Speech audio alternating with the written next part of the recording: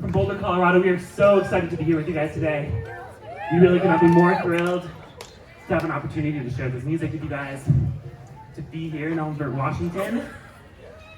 The next song we're going to be playing is Ya Mam Sango. You probably all know it. And we'd love it if you guys would help us sing along. The lyrics are Ya Mam Sango.